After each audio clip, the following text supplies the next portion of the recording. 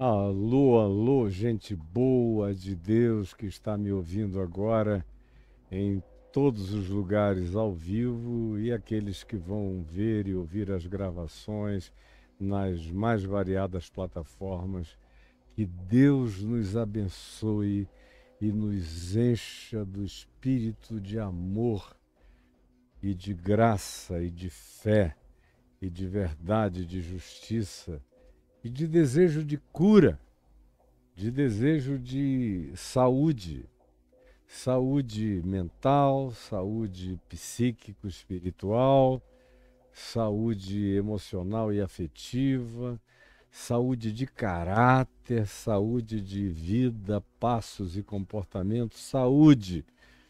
Jesus disse: Eu vim para que vocês tenham saúde, tenham vida, vida significando plenitude, vida no espírito e vida em abundância, significados que se derramem em graça eterna, brotando de dentro da vida e do coração da gente. É isso que dá sentido para existir, é isso que transforma a existência em vida.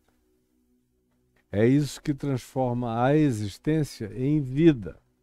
Antes disso, a gente tem só existências de bonecos de carne, de androides humanos, como eu repito recorrentemente há tantas décadas, repetindo o que Paulo disse, repetindo o que Jesus ensinou.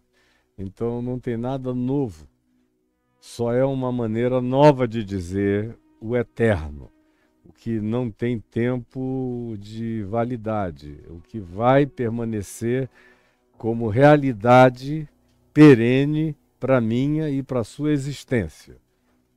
É isso que o Evangelho é isso que eu faço aqui todo dia, é isso que eu farei todos os dias da minha existência. E eu espero que você não deixe que tudo isso entre por aqui, saia por ali e você continue como dantes, fazendo a mesma coisa no quartel de Abrantes, numa vidinha medíocre, porque o Evangelho chega para nos desmediocrizar, para tirar a gente da mediocridade do curso deste mundo e nos colocar no reino de Deus, aprendendo a viver com a qualidade do reino de Deus. E a qualidade do reino de Deus só se transforma em realidade para a gente quando a gente aprende o caminho da entrega, da confiança, do descanso. É simples, mas a maioria não pratica. O reino de Deus, que já está em mim, só se torna uma verdade poderosa na minha existência, na minha vida, quando ele é praticado com fé, com confiança, com entrega, com abandono, com descanso, que são acrescentadas, como eu concluí na nossa última sexta-feira. Hoje eu prossigo aqui em Mateus, no capítulo 7, como vimos fazendo desde o início do ano de 2023, chegamos ao capítulo 7, versos de 1 a 5, que hoje, excepcionalmente, eu lerei e depois eu discorrerei com calma, que diz assim: Jesus falando no mesmo ambiente que começou em Mateus 5, no chamado Sermão do Monte, na Galileia. Esse é o ambiente que o evangelista Mateus cria. É a cenografia dentro da qual ele nos posiciona, desejando que aqueles que fossem ler o seu evangelho se sentissem naquela ambientação, naquele contexto. Então, eu não tenho nenhuma razão para brigar contra a ambientação dentro da qual Mateus desejou nos colocar. E ela faz todo sentido. E é nesse ambiente, entre discípulos e multidões simples, da Galiléia dos gentios, de uma variedade, uma diversidade cultural, religiosa, política, ideológica, distintíssima, variadíssima. É esse lugar que Jesus escolhe para ficar a maior parte da vida dele. É onde ele chama de lar, é Cafarnaum. E a partir de onde ele faz as suas incursões, até partir de vez para morrer em Jerusalém, porque Jerusalém é o lugar da morte, é o lugar da escravidão, é o lugar do apedrejamento, é o lugar da matança de profetas e de inocentes. Jerusalém é o paradoxo, é a contradição. O significado do nome, Jerusalém, significa cidade da paz. E ela foi um dos lugares de mais guerra do planeta Terra. Provavelmente não haja nenhuma outra cidade na Terra que tenha patrocinado mais derramamento de sangue e de sangue inocente por estupidez de fanatismo dogmático religioso do que Jerusalém, por milênios, inclusive nos dias de hoje. E ninguém se equivoque a respeito disso. E esse diagnóstico não sou eu quem faz, é Paulo, que era judeu, da tribo de Benjamim, educado aos pés de Gamaliel. Ele mesmo disse que, se fosse para comparar em termos de pedigree, ele era judeu de judeus, ou seja, uma linhagem absolutamente inquestionável. Mas é ele que, depois que encontrou Jesus, viu que Jerusalém não era a cidade santa coisa nenhuma, era a cidade da morte, era a cidade do apedrejamento. Aí você me pergunta, por que você leva pessoas lá há tantos anos? Porque é em razão da geografia, da história, da arqueologia, da compreensão, da explicação dos significados espirituais, de mostrar às pessoas com os olhos e com a mensurabilidade espaço-temporal de estar naquele lugar, como as coisas de fato aconteceram, para que cada um tenha uma internalização e uma cenografia a partir da qual leiam não só a Bíblia, mas o Novo Testamento, especialmente os Evangelhos. Essas são as minhas razões. Eu não tenho nenhum culto à bandeira de Israel, ao Estado de Israel, a sionismo de nenhuma natureza. Ou seja, eu estou livre disso tanto quanto Paulo estava. E tanto quanto Jesus nos ensinou a sermos. Dito isto, eu leio agora em Mateus 7, palavras de Jesus dizendo: não julgueis para que não sejais julgados. Você podia repetir isso comigo? Não julgueis para que não sejais julgados. Isso aqui carrega a mesma peremptoriedade de qualquer outra definição contundente de Jesus, como, por exemplo, quando disse: ninguém pode servir a dois senhores. Isso é peremptório, é impossível. Ninguém consegue. E você não é a exceção. Você não é a exceção. Você não é a exceção. Você jamais será a exceção. Aqui, do mesmo jeito, ele diz: não julgueis, porque não tem bom, não tem outro resultado, não tem outra conclusão, não tem outra realidade a aparecer ao final do processo senão esse. Você também será julgado.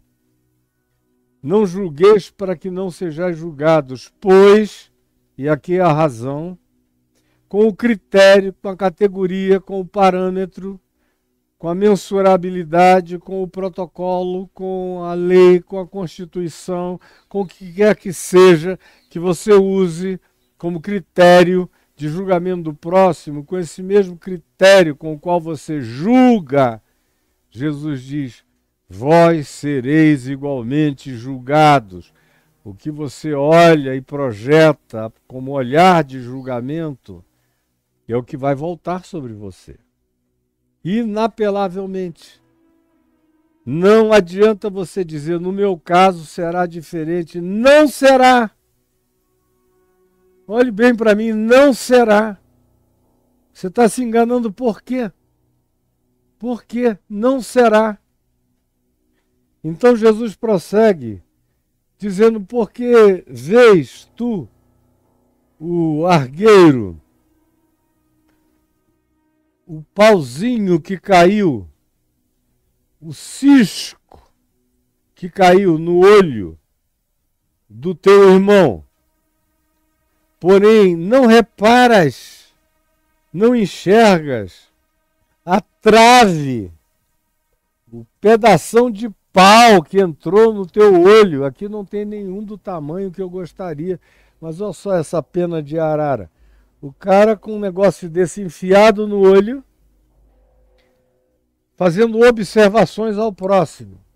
Ih, eu tô vendo um cisquinho aqui no seu olho, cara.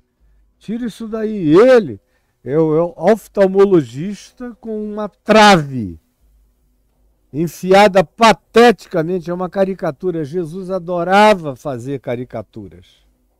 Adorava fazer caricaturas. Ele apresenta várias charges, várias caricaturas nas mensagens dele, e essa é uma dessas. Porque vês tu o cisco no olho do teu irmão, enquanto tens uma trave que não é delicada como essa pena de arara. E de arara jovem, mas é uma trave, um tronco enfiado no teu olho. Como é que tu não tens vergonha de te apresentares para julgar o outro sem reparares em ti mesmo, na trave que está no teu próprio olho? De onde vem essa tua cara de pau? É literalmente uma cara de trave. E que praticamente o mundo inteiro tem, pratica, faz a mesma coisa, e você sabe disso. Você pratica isso. Ou então você tem sido eventualmente vítima de outros que fizeram isso de maneira deslavada contra você. Ou como dirás ao teu irmão? O irmão aqui não é um membro da igreja, isso nem existia nos dias de Jesus. Tanto quanto o irmão aqui não era o frequentador da mesma sinagoga. O irmão aqui é qualquer outro ser humano, é o teu próximo. Como é que tu dizes a qualquer outro humano? O teu irmão, teu igual, teu semelhante. Deixa-me tirar o cisquinho do teu olho, quando tu carregas, de fato, uma trave patética enfiada no teu próprio olho. E queres ser oftalmologista do mundo, da terra. Especialmente os religiosos são os especialistas nessa prática de pateticidade. Preste atenção, porque é o que a gente mais repete. Aí Jesus não suporta, porque quando se trata dessas aberrações, dessas coisas patéticas, que decorrem da gente não se enxergar, não se ver, e sem se aperceber deliberadamente, se oferece como cego para seguir de cego, com uma trave no olho se oferece para ser oftalmologista do próximo. O que Jesus conclui no verso 5 é dizendo: hipócritas, mascarados, personas perversas, vocês não se enxergam. Seus hipócritas.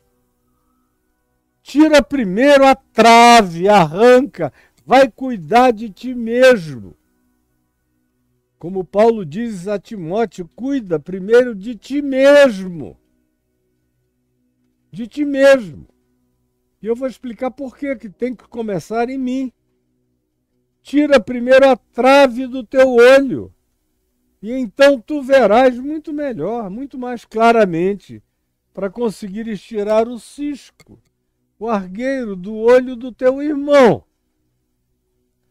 Meu Deus, o que poderia haver de mais sábio, de mais sensato, de mais prudente, de mais prático, de mais filosoficamente límpido, cristalino e claro, de mais humano, de mais relativo à relacionalidade saudável, de mais expressão de humildade, de ensinabilidade, de capacidade de aprendizagem do que a prática desse mandamento de Jesus, para quem ele não abre exceções em lugar nenhum, nem a anjos, que não têm permissão de sair julgando ninguém, a menos que lhes seja dada. A menos que lhes seja dada. Isso está dito aqui, na Epístola de Judas, que até o arcanjo Miguel, quando contendia com Satanás a respeito do corpo de Moisés, não julgou dizer contra Satanás nenhum juízo infamatório. Antes disso, que o Senhor te repreenda, Satanás. Ora, nem anjos recebem essa permissão. Haverá uma hora em que Jesus diz que os anjos receberão a ordem de separar o joio do trigo. Anjos, seres de uma outra dimensão, de uma outra energia, de uma outra visualização, de uma outra cognitividade, de uma outra percepção, de um outro olhar, de uma outra clarevidência, é que terão o poder de fazer isto. É que terão o poder de fazer isto. Do contrário, não. Ninguém deve fazer nada dessa natureza. Ninguém. Absolutamente ninguém. Você está me vendo? Está me ouvindo? Está me vendo? Está me ouvindo? Ninguém. Não se ofereça. Não ache que você recebeu uma profecia de concessão para julgar os outros. É mentira. E aí a pergunta inicial que surge é por quê que Jesus me diz para não julgar o meu próximo, o meu irmão, o meu outro, seja ele quem seja a condição dele sutil ou explícita, seja ele um santarado disfarçado de piedade, ou seja, uma meretriz que não se esconde na sua própria realidade.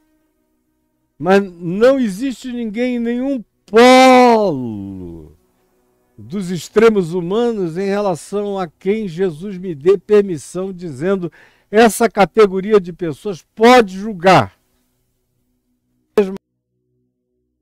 Uma hora dizem, não, mas Jesus disse, Caio, pelos seus frutos os conhecereis. Isso sim, para eu ter discernimento e não seguir o lobo pensando que é um pastor. Esse é o contexto no qual Jesus disse, pelos seus frutos os conhecereis. Está aqui adiante. Vocês vão ver aqui no capítulo 7, daqui a mais uns dias, como a gente vai chegar aí.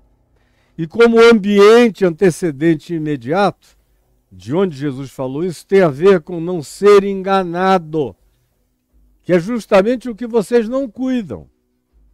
Se o cara chegar gritando em nome de Jesus, dizendo, tô todo arrepiado, tremendo os olhinhos, e fazendo umas mirabolâncias e umas fantasias e umas teatralidades, vocês todos correm atrás.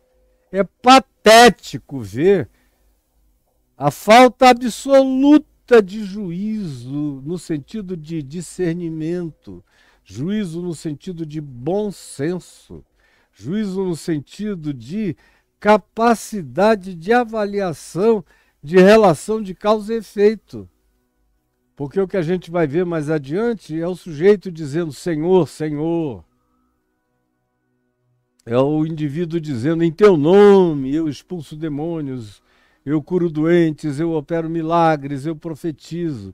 E Jesus disse, não entrem na deles, vejam o caráter.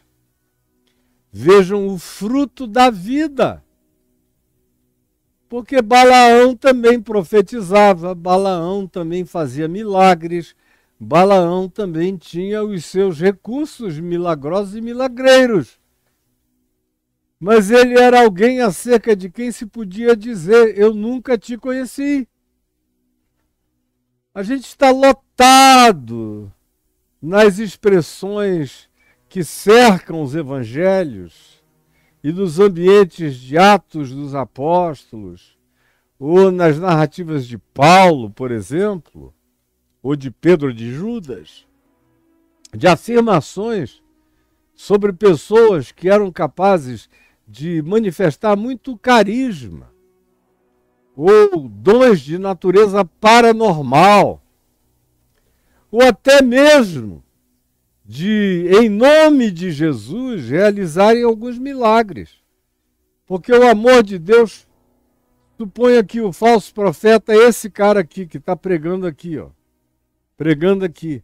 Ele está falando, ele é a voz, falando. E ele é um mentiroso, ele é um hipócrita, ele é um mascarado, a mulher dele não aguenta ouvi-lo pregar, os filhos detestam, nem aparecem, não querem nem saber, ficam com raiva, com ódio, se tornam ateus. Mas o povo que não sabe de nada, é altamente impressionável, que nunca comeu nem um saleirinho com eles, quanto mais um saco de sal, não sabem nada sobre o indivíduo, a não ser da performaticidade teatral que ele ou ela apresentam, e são altamente ingênuos e impressionáveis, como a maioria absoluta dos seres humanos na Terra são altamente impressionáveis. São preparados para toda magia, para serem dissimulados por toda ilusão. Já são seres com uma capacidade de hipnose, de abertura para serem hipnotizados, sugestionados, conduzidos. Imensa, a grande maioria é. Mas imagina só, o cara está mentindo, ele é um mentiroso, mas dizendo que Jesus cura. E os outros que estão ouvindo, que não têm discernimento, mas têm aquela fé ignorantemente simples, e dizem: não, Jesus cura sim, está doendo tanto em mim, ele deve estar me vendo, ele cura sim. E Jesus passa por cima do maluco, do lobo, vai e cura a pessoinha que está aqui nessa multidão. Cura. Faz bem a ela, socorre.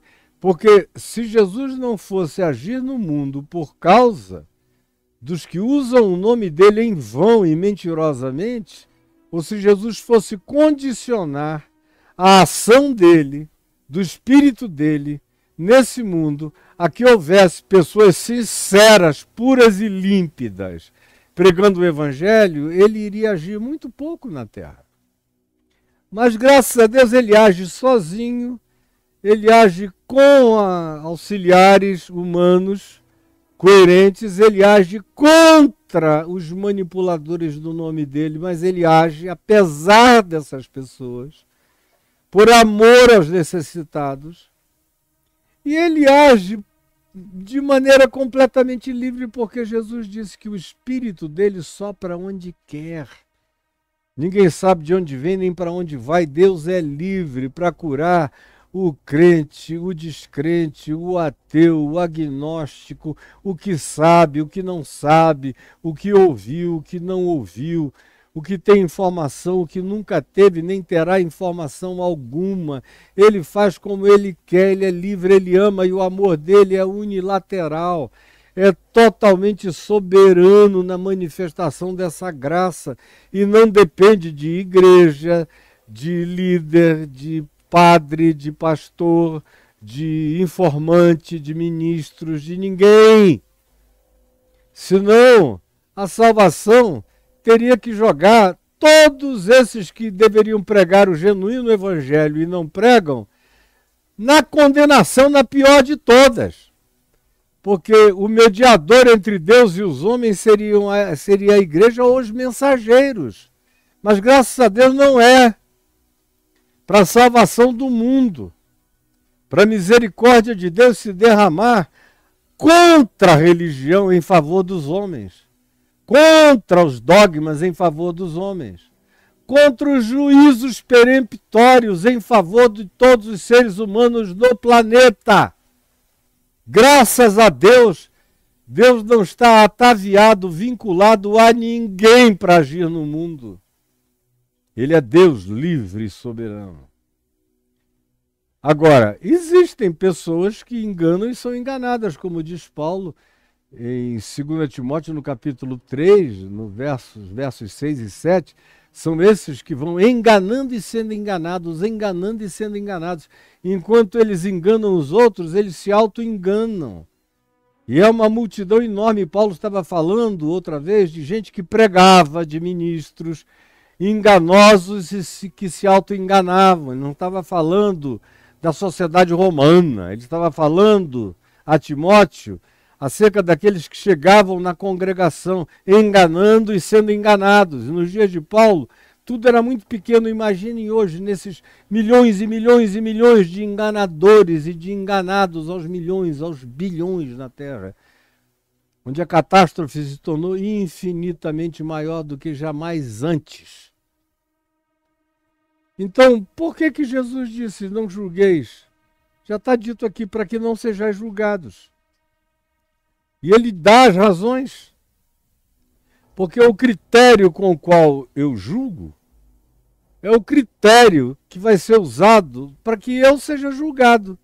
Já que eu me arrogo a ter critérios, a ter protocolos, a ter listas comportamentais, a ter códigos de Hammurabi, murais escritos por mim mesmo, já que eu me arrogo a ser o rei do exemplo, o senhor dos mandamentos multiplicados, exacerbados e insuportáveis, que ninguém aguenta, mas a si mesmo eu jogo sobre os outros, sem me enxergar, enquanto eu carrego uma trave no meu olho e fico tentando tirar cisco do olho dos outros.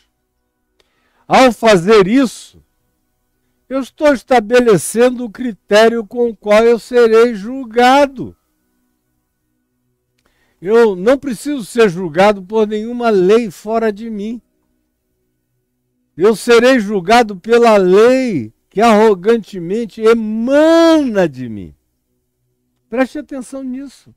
Eu e você seremos julgados pela lei que arrogantemente emana de nós contra o irmão, contra o próximo, contra o outro. Você que é o rei da trave enfiada no olho, que se oferece para ser oftalmologista espiritual do mundo, dos outros e dos diferentes, está estabelecendo o critério que vai cair na tua cabeça. Na realidade já caiu, porque você anda com uma trave no olho e fica querendo observar ciscos na vida do seu próximo. É a trave no teu olho que vai ser a categoria com a qual você vai ser medido, é a sua mentira, é a sua hipocrisia, é a sua arrogância, é a sua disfarçatez. Você vai ser julgado pela profundidade da sua dissimulação, da sua hipocrisia, da sua arrogância, da sua soberba, do seu juízo contra os outros, da sua própria cegueira que se pretende passar por vidência. Você é o juiz de si próprio, e como você é tão ruim, é tão malzinho, é tão tomado de preconceitos e preconceitos e preconceitos. Todos nós temos muitos preconceitos. Alguns de nós somos verdadeiros preconceitos ambulantes. Outros aprenderam a lutar contra o preconceito e vão diminuindo, mas ainda assim a melhor e única coisa a fazer é não julgar para não ser julgado. Porque por mais liberto que eu ache que eu esteja de preconceitos, E olha que eu venho me julgando livre de preconceitos há pelo menos 50 anos.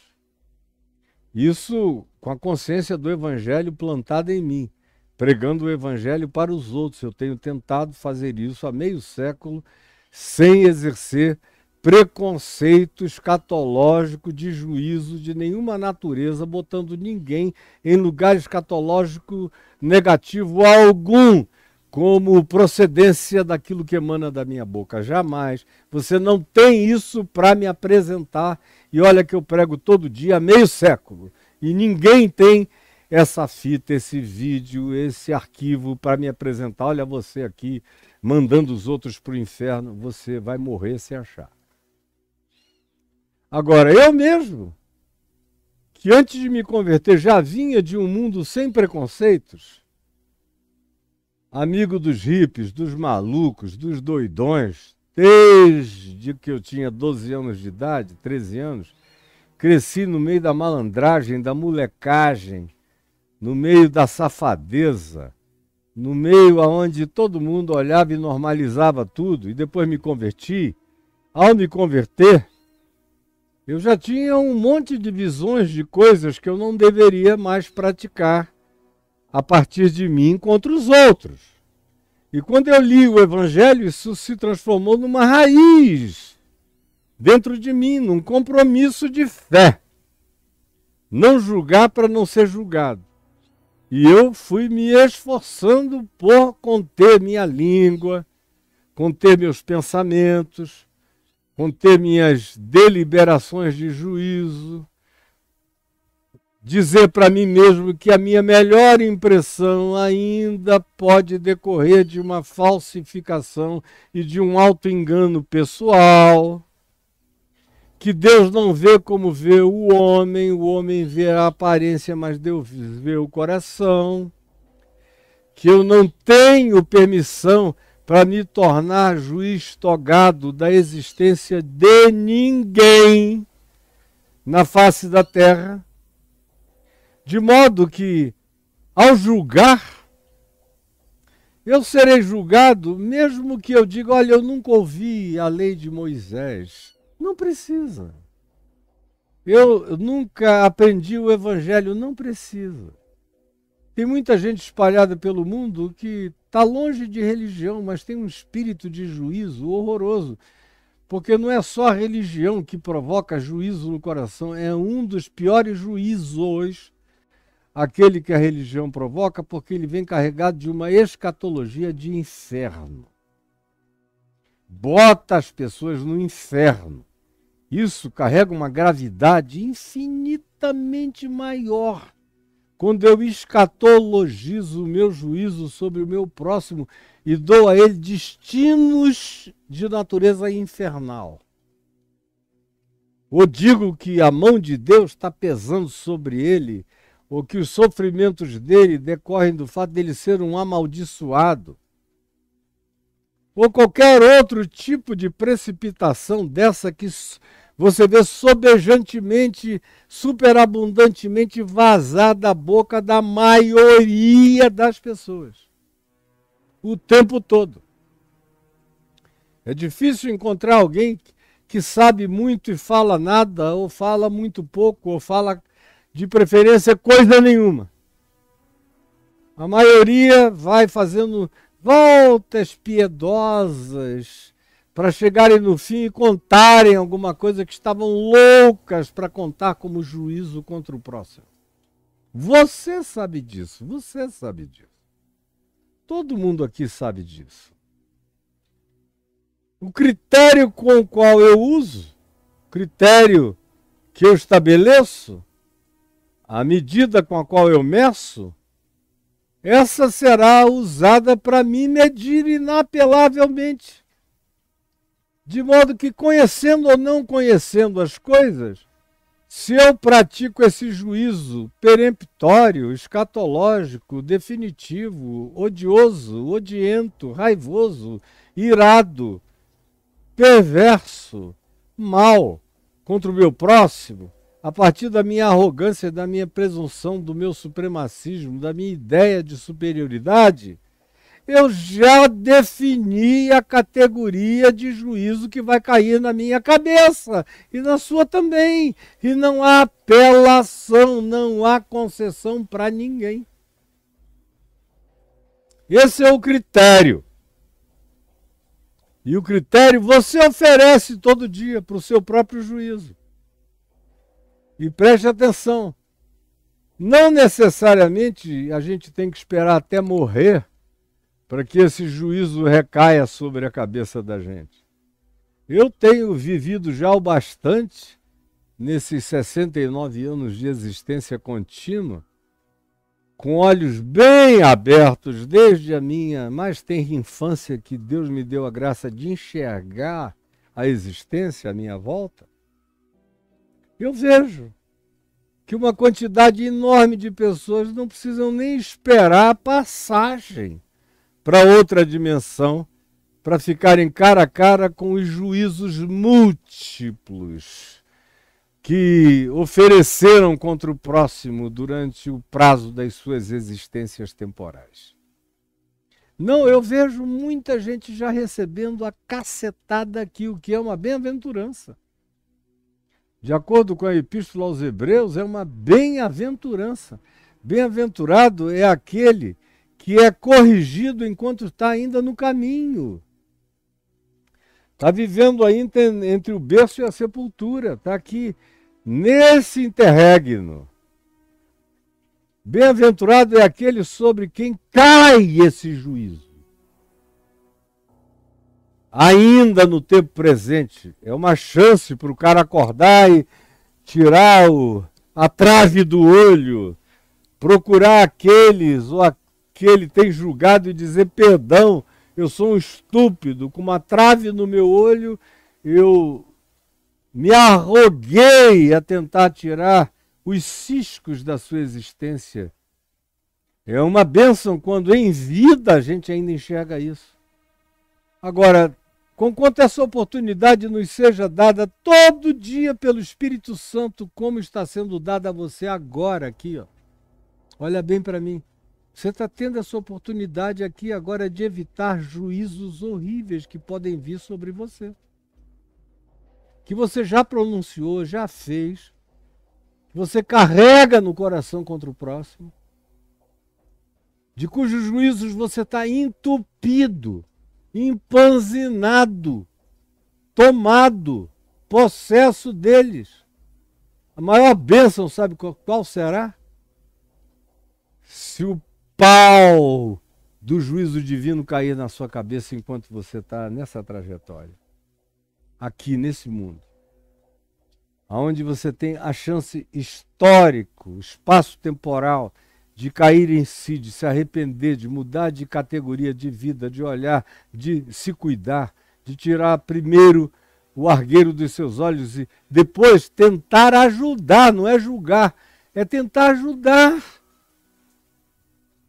Se eu conseguir tirar a trave enfiada no meu olho, quando eu tiro, não é para eu julgar melhor o outro, é para eu tentar poder ajudar com toda delicadeza e humildade, sem juízo, só dizendo, olha, tem uma coisinha aqui que se você quiser eu posso tentar te ajudar. Mas sem trazer vaticínios malignos, condenações, infernos, maldições, nada. Como a perversidade da religião ensina para a maioria de vocês. Nada, não faça isso. Porque com a categoria com a qual você julga, você será julgado. E como eu dizia, a Epístola aos Hebreus diz que bem-aventurado é aquele que recebe a disciplina de Deus enquanto está passando por esse tempo, por essa hora aqui, debaixo do sol. Entre o berço e a sepultura, como eu digo, há meio século. Nesse interregno, quando vem esse juízo e cai sobre mim, eu sou exposto às traves nos meus olhos, à feiura da minha cara, à horrendeza da minha fisionomia presunçosa, nojenta, gosmenta, pegajosa e cega e arrogante. É uma bênção quando eu tenho a graça de ainda aqui, no tempo presente, cair em mim, me enxergar, perceber, ver a ponta do argueiro aqui, ó, balançando na minha cara, quando eu digo, meu Deus, tem um negócio enorme em mim, eu não enxergo. E buscar tirar, se curar, se limpar, para conseguir ser útil. Para conseguir tentar ser útil. Não juiz de ninguém. Juiz eu não tenho a prerrogativa de sê-lo em tempo algum, de ninguém. No máximo, como eu disse, Jesus disse, pelos frutos os conhecereis. Para quê? Para que eu evite ser enganado, ser manipulado, ser mal conduzido, ser mal pastoreado, ser hipnotizado pela malignidade dos que querem de fato o controle da mente humana. É para isso que Jesus disse, observe o fruto. Se dessa vida procede amor, genuína alegria espiritual do Espírito Santo, paz, espírito de reconciliação, de graça, de fazimento de pontes, fidelidade, lealdade, compromisso, raiz de sinceridade, amor não fingido, longanimidade, paciência, espera, com oração, com autocontrole, com domínio próprio, sem explosões loucas, sem deixar os meus ódios ventarem e vazarem, as minhas iras tomarem conta de mim, das minhas noites e se cronificarem na minha existência, o que vai fazer a trave no meu olho aumentar cada vez mais. Bem-aventurado é aquele que durante o tempo da peregrinação fica cara a cara com o choque dessa revelação acerca da sua própria face. Como diz o apóstolo Tiago, aquele que, ouvindo essa palavra do Evangelho, aceita como quem se enxerga no espelho, e em se olhando no espelho, se divisando com clareza, diz, meu Deus, olha como eu sou, olha a feiura do meu ser, e eu penso que sou alguma coisa melhor e superior. Tem compaixão de mim, me salva da minha arrogância, da minha presunção. E aí toma decisões de autopurificação, de busca de clarificação da própria vida, do próprio olhar, que começa com enxergar-me a mim mesmo. Como eu disse no início, e falei daqui a pouco eu explico mais, foi o que Paulo disse a Timóteo, cuida de ti mesmo e da doutrina. A doutrina vem depois. Doutrina no sentido não como a gente chama de doutrina os dias daquilo que é produzido nos dias de hoje. Não. O que é produzido no dia de hoje é um negócio que Paulo nem conhecia, que Timóteo nunca tinha visto. E que Paulo jamais ensinaria uma sistematização de uma construção de doutrina, de comportamento, de uma doutrina de salvação toda encaixadinha, embutidinha, com passos para a salvação, com uma cronologia de escatologia sobre a salvação, sobre o juízo final, sobre o estado intermediário, sobre o fim do mundo. Não. Quando Paulo diz a Timóteo, cuida de ti mesmo, julga a ti mesmo. E a doutrina, ou como quando ele diz em 1 Coríntios no capítulo 11, diante da ceia do Senhor, do ágape, do santo ágape, daquela festa de amor que se fazia na igreja desde sempre, especialmente nos primeiros dias de cada mês, não por ser algo religioso, mas por ser só algo que fazia parte de um costume, eles não faziam isso todo domingo, eles se reuniam infinitamente menos do que a gente se reúne. Nem havia essa facilitação de reunião, de congregação, de nada disso, como nenhum deles tinha Bíblia nenhuma. Ninguém ia para a reunião carregando um livro para chegar lá e ler. Os que pregavam quase sempre sacavam tudo da memória, da oralidade do ensino, das parábolas, dos oráculos de Jesus. Era assim que era. Quando Paulo diz a Timóteo, cuida de ti mesmo e da doutrina, portanto, ele não está falando da doutrina batista, presbiteriana, reformada, católica, ortodoxa, copta, de nenhuma natureza, de nenhum grupo. Isso tudo é invenção muito, muito, muito posterior, mas Jesus nunca ensinou isso e os seus apóstolos tampouco.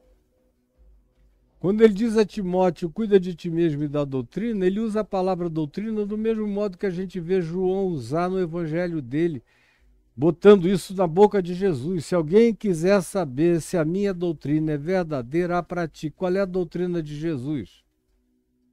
É alguma sistematização que ele propôs? Não, é o evangelho sobre o qual ele discorreu vivendo, passo a passo, episódio a episódio, encontro a encontro, trato a trato, situação a situação. O laboratório do evangelho é a existência com a sua multiplicidade variada. É a observação de como Jesus andou, viveu, falou, ensinou, sentiu e expressou, é que é a doutrina. Portanto, é o evangelho, que também é o que, em sendo assimilado, praticado e obedecido, cria em mim sinapses da mente de Cristo. Cuida primeiro de ti mesmo e da palavra, seria uma expressão mais condizente com aquilo que Jesus ensina para os nossos dias. Quando Paulo disse isso a Timóteo, ele disse com toda tranquilidade, porque ele sabia que Timóteo estava entendendo exatamente o que eu acabei de explicar a vocês.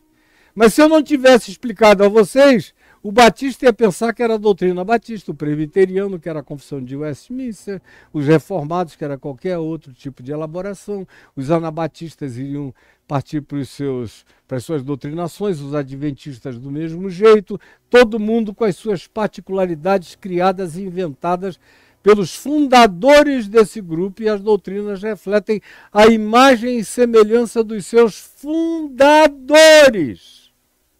Só isso! Mas vocês querem me chamar de herege, enquanto eu ensino a pura verdade do Evangelho e da história para vocês. Está aí. Cuida de ti mesmo, Timóteo, e da palavra em ti, e da verdade da palavra que sai da tua boca, do ensino que de ti procede, mas primeiro de ti mesmo. Porque é isso mesmo que Paulo também diz a Timóteo na primeira epístola.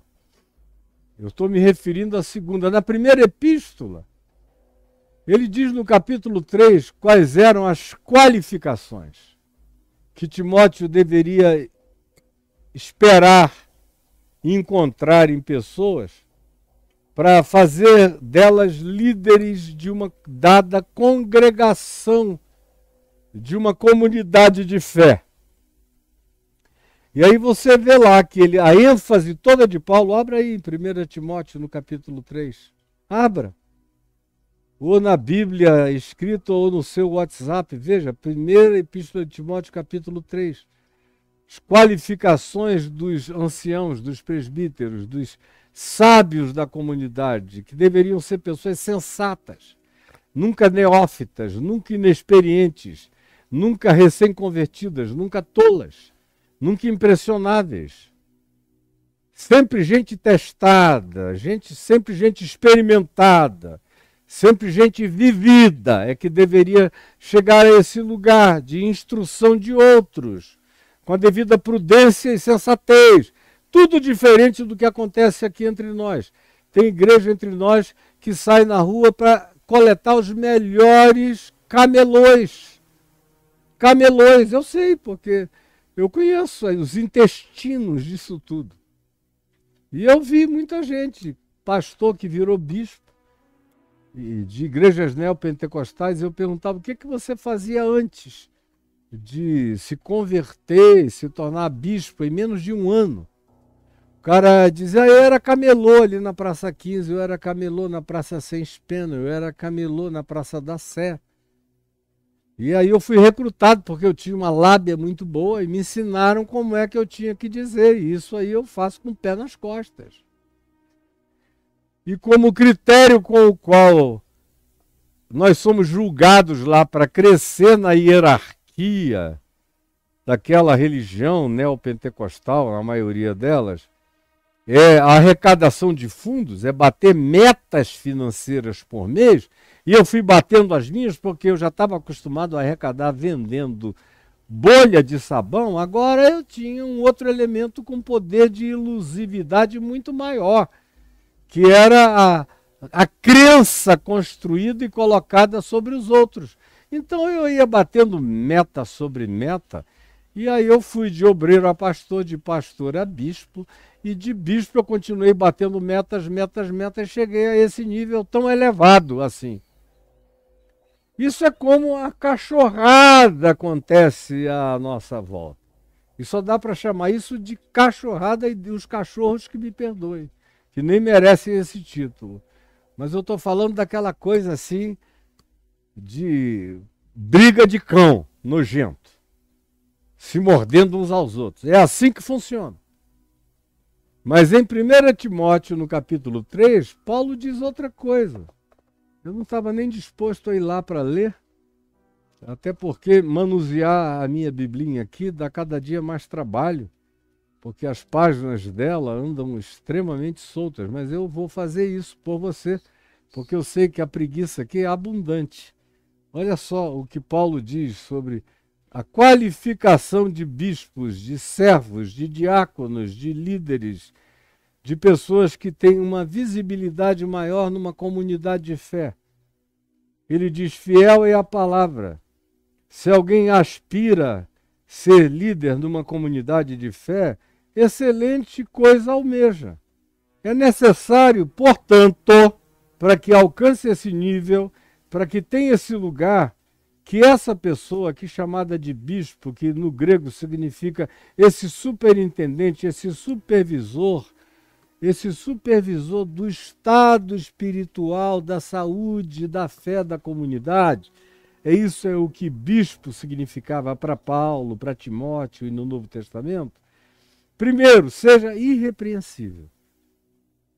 Ou seja, tem a ver com caráter, cuida de ti mesmo, do teu caráter. Que o teu caminho não seja pontuado por repreensibilidades. Que tu sejas esposo ou que ele seja esposo de uma só mulher.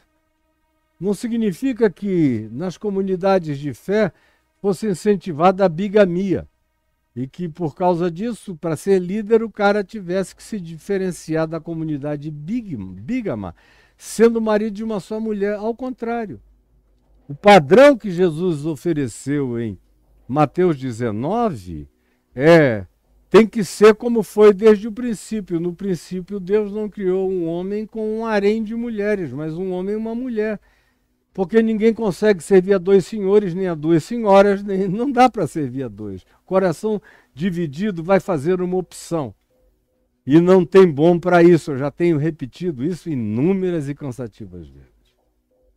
Portanto, o que Paulo está dizendo aqui é, no mundo greco-romano, ele está escrevendo a Timóteo num ambiente romano e grego, onde pessoas já tinham tido muitas vezes mais de um casamento. Mas para ser bispo, mesmo que já tenha sido casado antes, você escolha pessoas que estejam numa relação com uma única mulher, dedicados a esse vínculo, porque o objetivo do Evangelho é estabelecer um padrão. Na comunidade pode ter gente casada com duas mulheres, porque são pessoas que creram no Evangelho e não vão ter que deixar famílias para seguirem a Jesus, filhos para seguirem a Jesus. Não!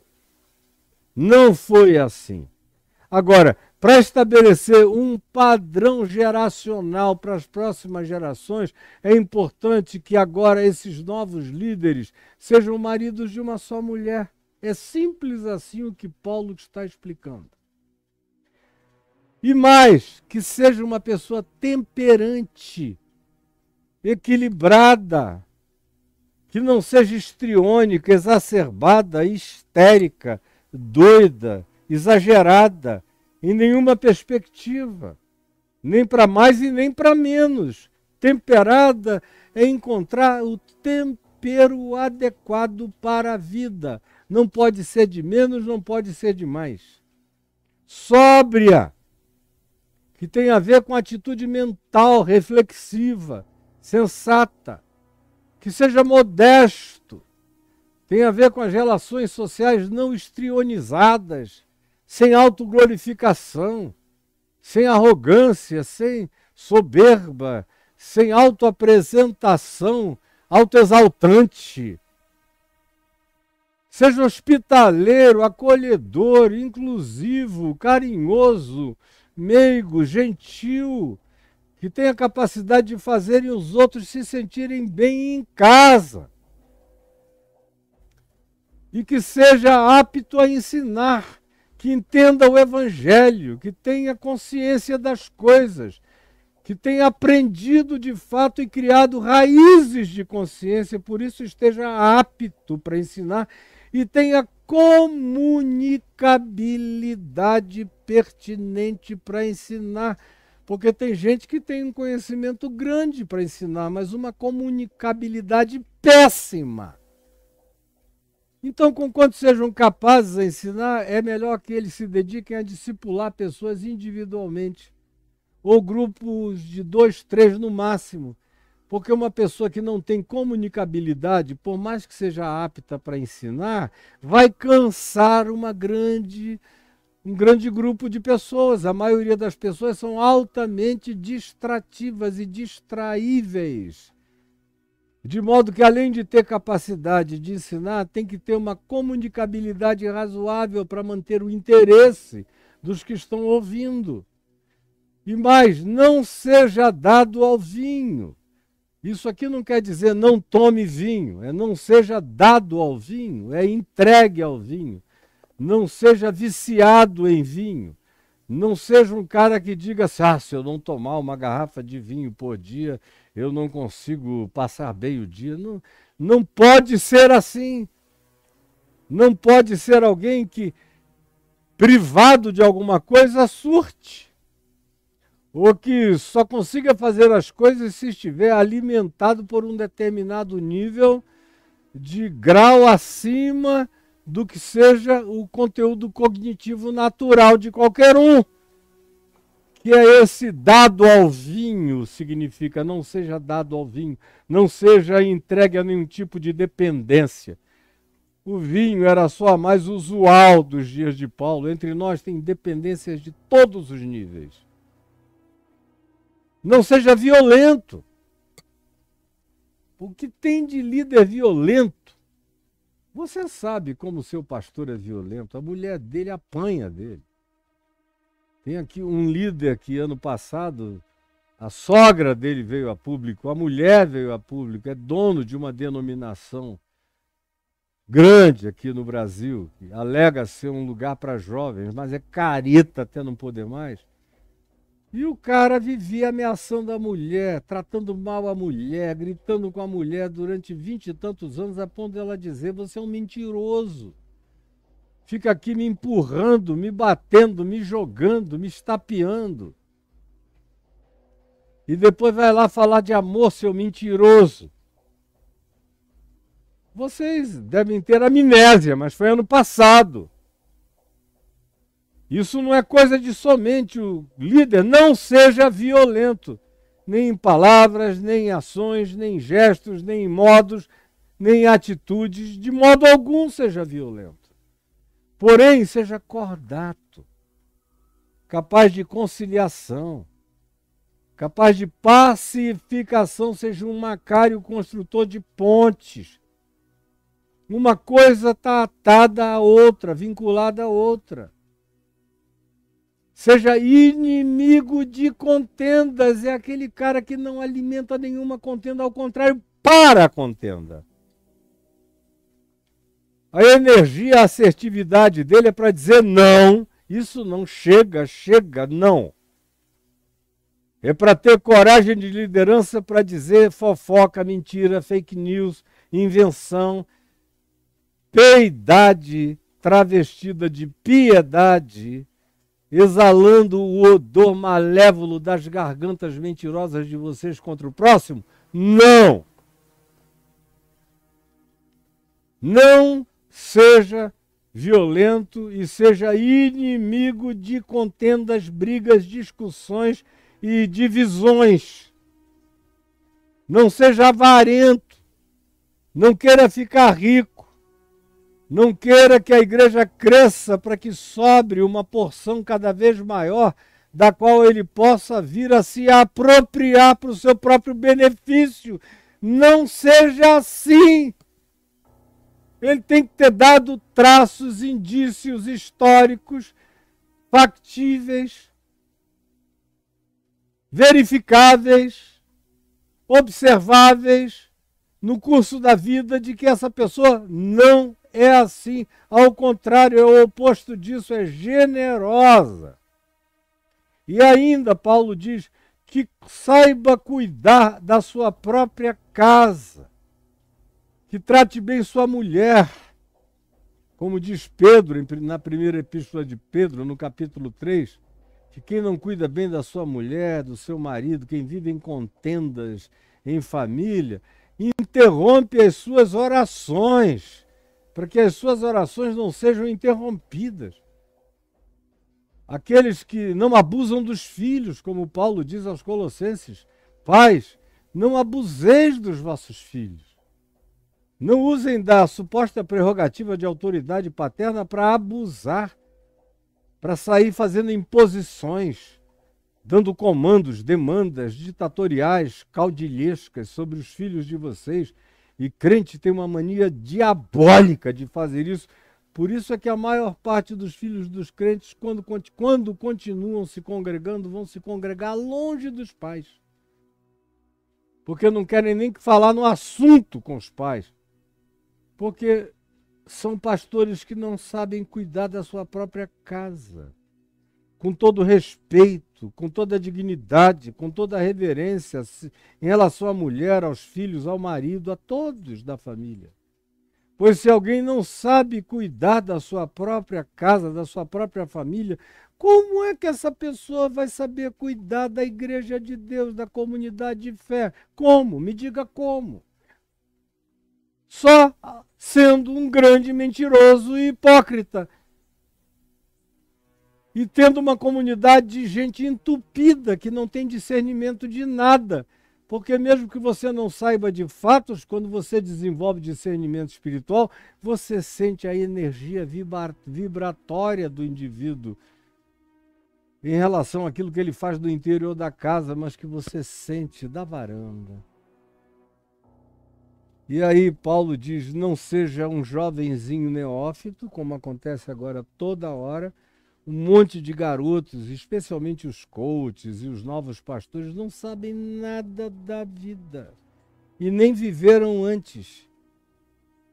São aqueles virgens ignorantes, tolos, bobos, mas altamente impressionáveis e com uma capacidade imensa de se sentirem grandes de repente, esquecediços daquilo que os precedeu.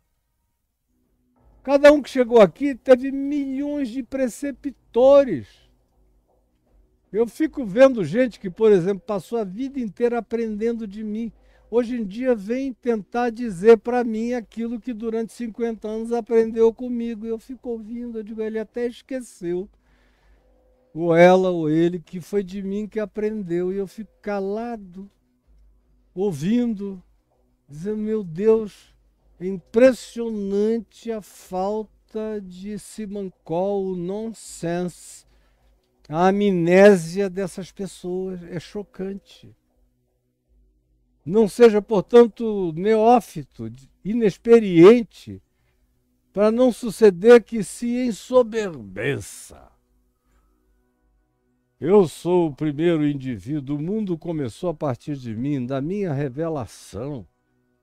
E assim, se ensoberbecendo, vem a incorrer na condenação do diabo, que é a arrogância e a soberba. Pelo contrário, é necessário que ele tenha o quê? Bom testemunho dos de fora, do banco, do mercado, da rua, da sociedade, de quem não frequenta igreja, de quem negocia com ele, de quem conversa com ele na esquina, da parentela dele, que não é de lugar religioso algum, mas que vê a vida dele. E dá um bom testemunho, diz: essa pessoa só melhorou, só ficou mais gentil, mais amorosa, mais misericordiosa, mais inclusiva, mais bonita, mais humana. Esse é o bom testemunho dos de fora. Não é o pessoal dizer: ih, ele fumava, não fuma mais, ele dançava, não dança mais, ele bebia, não beba mais. Isso aí é coisa de crente hipócrita.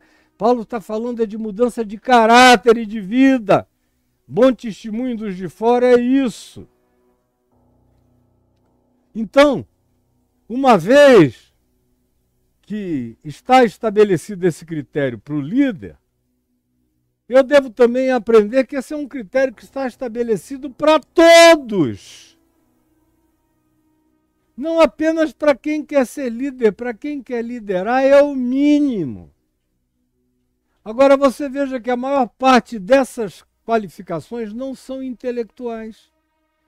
Intelectualmente falando, só se faz duas afirmações: seja apto para ensinar, tenha conteúdo e tenha comunicabilidade.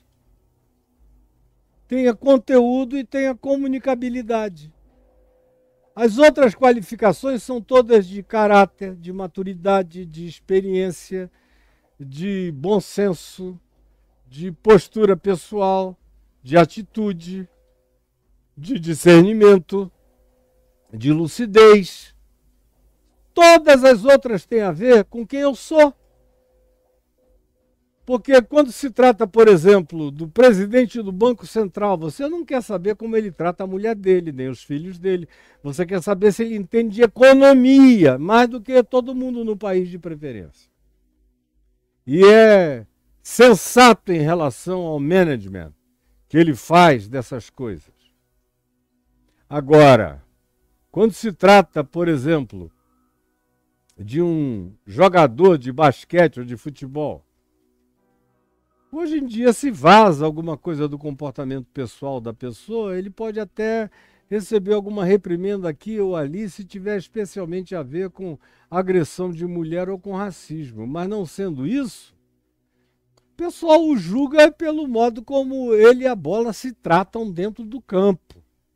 A intimidade que ele tem, o resultado da performance. O Lionel Messi ontem foi indicado pela 8ª vez o melhor do mundo. Ele aparentemente se dá muito bem com a mulher e com os filhos. Parece ser um cara bom em todos os sentidos. Tem um testemunho ótimo em todos os lugares, de caráter. Mas o critério com o qual ele foi julgado para ser considerado o melhor do mundo não foi por ser bom pai, bom marido, nada disso. É bola na rede. É consistência no jogo. No entanto, aqui, no Evangelho, na vida com Cristo, com Deus, na obediência à palavra, querendo ensinar outros, a primeira coisa e a única coisa e a preeminência absoluta não recai sobre minha qualificação de treino acadêmico, teológico, doutrinário, de nenhuma natureza. Recai sobre como é que eu trato de mim mesmo. O que é que eu faço comigo mesmo? Que tipo de gente eu estou sendo? O que é que eu edifico no meu coração para ser expressão da minha vida?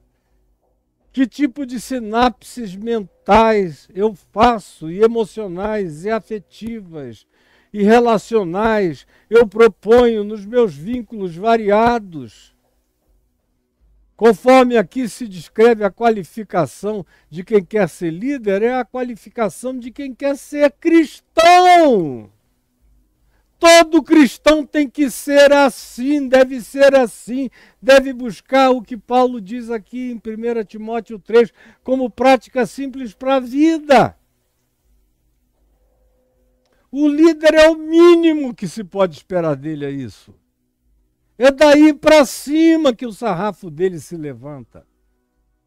Mas todos nós temos que ter essa referência, porque do contrário, eu sou um grande hipócrita tentando pregar o evangelho hipocritamente e achando que o único testemunho que eu tenho a dar é do antes e depois. Olha como eu era gordo e agora eu sou magro. Olha como eu enchi a cara, agora eu não encho mais. Olha como eu vivia dançando o dia inteiro e agora eu sou um cara que fico no gospel. Isso aí é coisa para religioso. Mas para Paulo, que não tinha nada disso na vida dele, ter bom testemunho dos de fora era ser gente boa no mundo, era ser sal da terra e luz do mundo, esbanjando graça, misericórdia, hospitabilidade, acolhimento, tolerância. Pois bem, esse é o critério para a vida. Se eu vivo esse critério do Evangelho, quem sabe eu consigo ajudar a tirar pequenos ciscos de alguém que incomodado. Dizia, rapaz, eu estou com um cisco aqui no meu olho, me incomodando. Aí eu digo, deixa eu ver. Mas eu não tenho uma trave aqui no meu também. Deixa eu ver se eu consigo te ajudar. Às vezes é um sopro, outras vezes é um colírio. Outras vezes você ajuda o cara a ver onde está e ele mesmo puxa para um canto e você ajuda a tirar. Com toda calma, delicadeza, com tato e trato. Mas tem que ter esses qualificadores do Evangelho no coração. Tem que ser um Macários, como vocês aprenderam comigo, se é que comigo aprenderam antes aqui. Esses critérios não podem ser afastados de modo algum. Agora, a grande loucura sou eu, com a presunção religiosa, com a presunção da hipocrisia, achar que eu fui qualificado por Cristo Jesus para julgar o mundo em nome dele. Nada pode ser mais horroroso, mais feio, mais nojento, mais repudiável do que isso. E a razão pela qual milhares, milhões de pessoas não querem nem ouvir falar em Jesus e em Deus é por causa dos cristãos. Como diz Paulo, olha, no início de tudo, aqui em Romanos, ele está ali no iniciozinho. 4 décadas depois de Jesus ter subido aos céus, 3 décadas depois, ele está dizendo, olha, o nome de Deus é blasfemado no mundo por vossa causa, por causa de vocês que se dizem de Deus e religiosos, e são os mentirosos hipócritas, vocês são os maiores problemas para o nome de Deus no mundo. Era assim há 2000 anos atrás, imagina agora como é que o negócio ficou. E com o critério com o qual vocês se apresentam, julgando ufanisticamente a sociedade, o mundo, malafainizando a vida a partir dos juízos cheios de ódio e de rancor de vocês, vocês estão trazendo juízo, juízos valadões sobre a vida de vocês, os mais variados. E com essas mesmas medidas, vocês vão ser medidos, julgados, pesados e avaliados na balança. Será mene, mene, tekel e perzim, como no baile de Belsazar, com aquela mão que escreveu no salão nobre do baile dos medos e dos persas. Dividido foi o teu reino, entregue nas mãos dos medos e dos persas. Mene, mene, tekel e perzim. E o juízo chegou naquela noite. Chega uma noite de juízo para quem vive assim. Por que tu não tiras primeiro o argueiro, a trave do teu olho, para depois tu tirares o cisco do olho do teu irmão, se ele pedir tua ajuda. Eu sei o que um cisco pode fazer. Uma vez eu estava trabalhando com madeira, junto com meu pai, há uns 50 ou 49 anos atrás, por aí, fazendo minha primeira casa em Manaus. E trabalhando lá na madeira, na serra.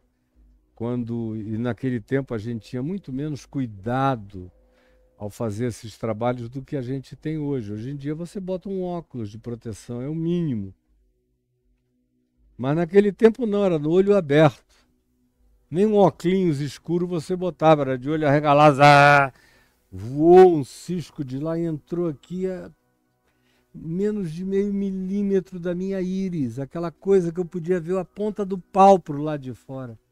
Não podia, claro, não podia nem pensar em fechar o olho. Eu segurei o meu olho aqui e falei para o meu pai, entrou um pedaço de pau quase na minha íris. Eu sei que só não entrou lá porque eu estou te enxergando. Mas eu também estou vendo o pau saindo aqui, pai. Parece uma trave. Aí ele falou, segura, meu filho, segura aí. A gente viajou uma meia hora ou 40 minutos até chegarmos no hospital, onde havia um amigo nosso trabalhando, e aí ele anestesiou meu olho e puxou. E me botou um tampão e eu fiquei uns dias com aquele tampão. Voltei para casa, botei um óculos e continuei. Eu sei o que um cisco pode causar no olho de uma pessoa, pode até cegar. Mas até o cisco, a gente tem que pedir ajuda para o outro chegar lá e botar o dedinho dele e tentar puxar. Agora, não posso ir para um oftalmologista que eu chegue para tirar o cisco do meu olho enquanto ele tem uma trave enfiada no olho dele. Aí é pateticidade demais e é o que Jesus constrói como charge, como cartoon, para a gente enxergar como nós somos patéticos. Ele está querendo que o patético que faz assim se enxergue, que é o que carrega a trave querendo ser oftalmologista do próximo, está tentando ver se aquele que tem um cisco no olho não procura os oftalmologistas que têm uma trave enfiada na cara e não se enxergam. E está em terceiro lugar dando um conselho dizendo jamais se comporte assim, porque isso volta.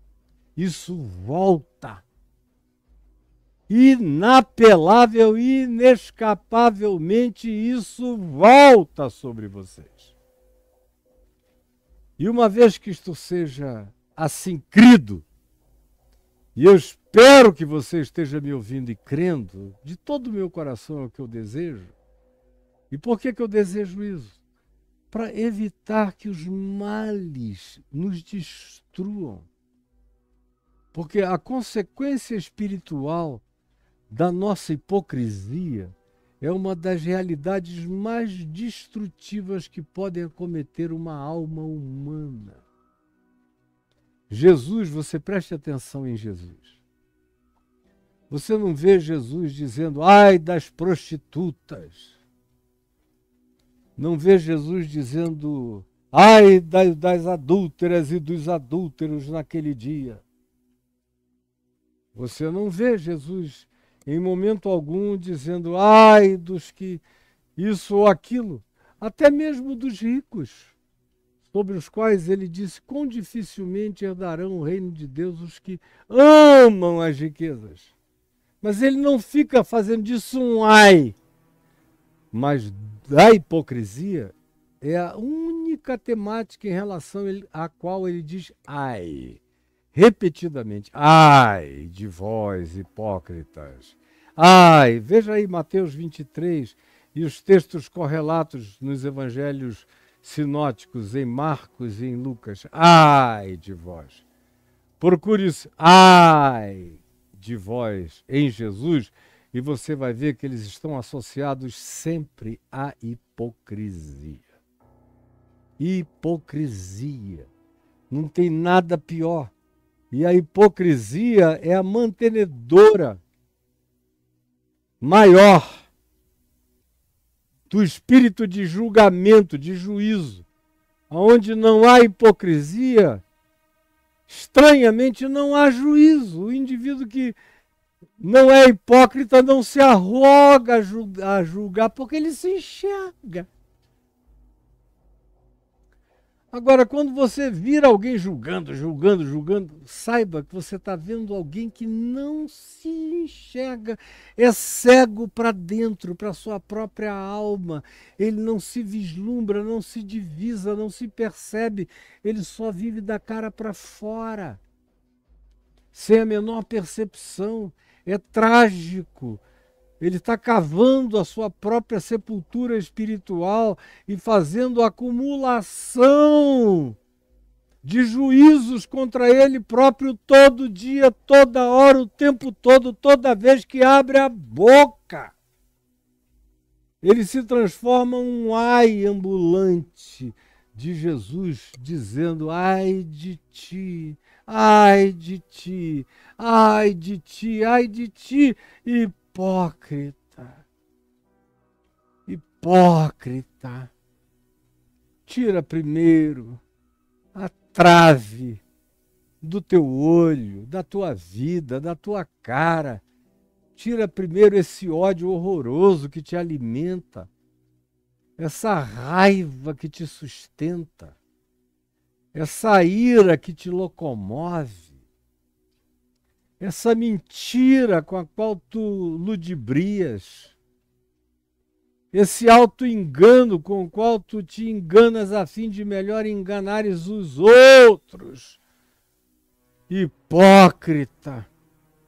Tira primeiro essa trave de arrogância, de supremacismo, de intolerância, de doutrinarismo, como eu ouvi ontem um amigo meu dizer, que aqui em Brasília, numa das igrejas históricas, um pastor novo que está lá agora, porque eu conheço aquela igreja, já preguei muitas vezes nela, e conheci os pastores anteriores todos, mas tem um novo pastor, um neófito lá agora, que estava ontem dizendo: aqui eu quero avisar que quem não carregar a doutrina desta nossa denominação, retire-se dessa igreja, porque eu ando conforme os ditames da doutrina da minha denominação e vou julgar vocês com essas categorias.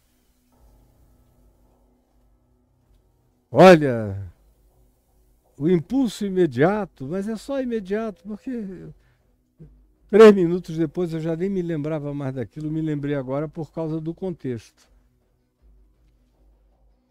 Mas o coração fica tomado de uma angústia horrível. Dizendo: meu Deus, o que vai ser da vida desse cara? Ele não sabe que ele está construindo juízo contra ele mesmo, e esse negócio vai cair horrendamente na cabeça dele. Vai!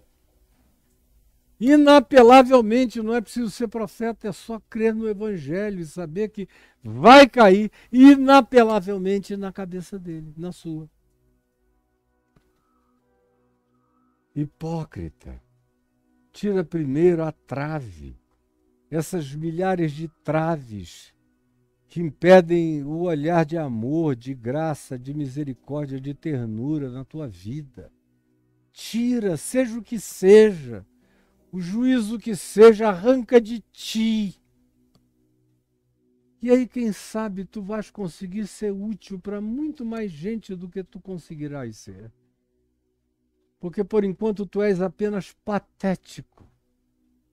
Tu és apenas uma charge de mau gosto, um cartoon, um meme de horrível perversidade e mau gosto. É a sua vida, se tornou um meme religioso de perversidade. Não faça isso. E eu aqui oro,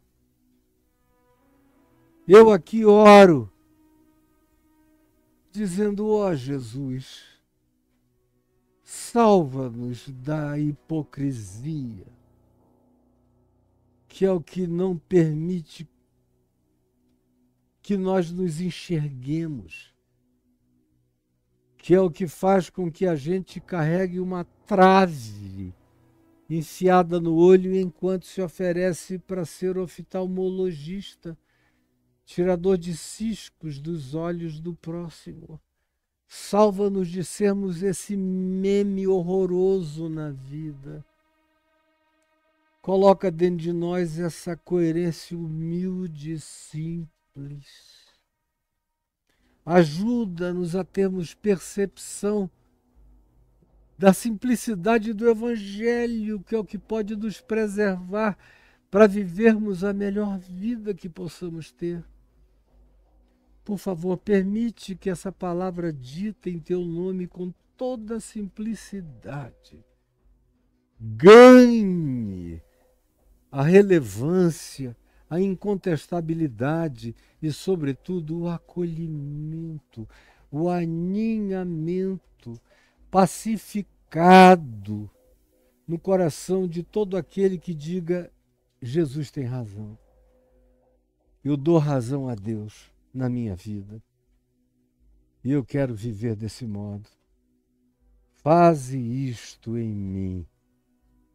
É a minha oração por todos os que estão aqui e por todos os que venham a me ver e ouvir. Não julgueis para que não sejais julgados. Cuida de ti, quem sabe tu vais conseguir ajudar alguém mais. Mas fica livre da hipocrisia, que é o que acaba com a vida de todos nós. É o que eu te imploro, Jesus, em teu nome. Amém e amém. Eu hoje fico por aqui, amanhã eu quero continuar falando mais desse espírito de juízo sobre o qual Jesus falou diversas vezes, de muitas outras formas e maneiras. E por que eu não devo julgar? Eu vou continuar amanhã com você. Espero que você esteja aqui comigo e convide outras pessoas. Quem está me vendo aqui no meu canal, no YouTube, convide os amigos para se inscreverem e apertarem o sininho. Você não saia daqui sem clicar, se inscrever e apertar o sininho, bem como nas outras plataformas. Convide todos os seus amigos e amigas para estarem juntos com a gente. O verdadeiro amor lança fora o medo. É lindo, lindo, lindo. Gente boa, que o Senhor nos abençoe. Fiquem com Jesus, sob a graça eterna e infinita desse amor de Deus. Em nome de Jesus. Até amanhã, com a graça de Deus. Amém.